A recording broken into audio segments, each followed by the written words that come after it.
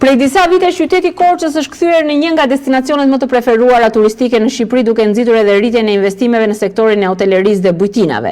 Interesi për këtë sektor nuk ka ardhur vetëm nga biznesmen vendas, por edhe nga korçarë që kanë vendosur të rikthehen nga emigracioni për të investuar në qytetin e tyre. Një prej tyre është edhe Apostol Kosturi, i cili prej 18 vitesh emigrant në Itali është kthyer në Korçë për të ndërtuar biznesin e tij në fushën e hotellerisë. Ai ka studiuar në Itali për menaxhim hotellerie dhe përvojat e fituara atje e ka ndihmuar të konkretizojë dëshirën për të investuar në vendlindje. Pasioni i tij nuk ishte thjesht ndërtimi i një biznesi të ri, por rikthimin në jetë i një banese të vjetër karakteristike korçare. Së bashku me familjen Kosturi ka blerë dhe restauruar shtëpinë e ish priftit të njohur Josif Qirici, mik i Fanolit, një banesë me vlera historike dhe arkitekturore për qytetin. Shtëpia e ndërtuar në vitin 1921 është rikthyer tashmë në një hapësirë mikpritse për turistët që vizitojnë Korçën. Pata mundësinë të zbuloja, ose më mirë, të rizbuloja qytetin tim, rrenjit normalisht, edhe gjithë Shqipërinë, se shkova pak anë banë vendit dhe thash që këtu kemi gjithë shka dhe nuk është më nevoja të sakrifikohem jashtë shtetit, po dua të sakrifikohem këtu të vendi im për të krijuar diçka më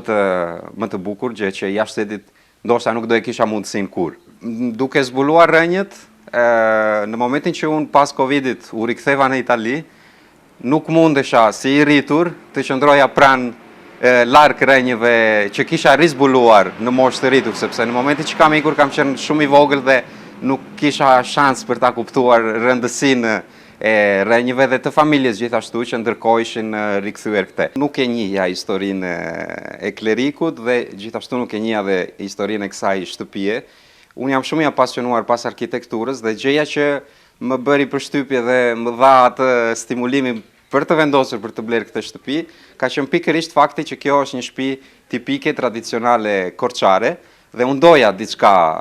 të tillë për të pasur diçka më shumë për t'i ofruar klientëve të mi që vendosin të qëndrojnë këtu tek unë. Dhe më pas zbulova që ishte shtëpia e një kleriku shumë të njohur, Josif Qirici, mik i Fanolit, ka një histori shumë të veçantë. Dhe kjo ishte një plus akoma më e madhe për mua për t'ju dedikuar restaurimit të kësaj godine që është tepër interesante, si nga pjesa e arkitekturës, si nga pjesa e historisë dhe në të njëjtën kohë e ndjej veten sikur kam shpëtuar një copës të historisë të qytetarisë korçare. Gjatë viteve të fundit, janë shtuar rastet e emigrantëve korçarë që janë rikthyer për të investuar në qytet, veçanërisht në sektorin e hotellerisë, turizmit dhe shërbimeve. Një pjesë e mirë e tyre janë të rinj të cilët po shohin te Korça jo vetëm vendlindjen, por dhe një mundësi reale për zhvillim dhe biznes.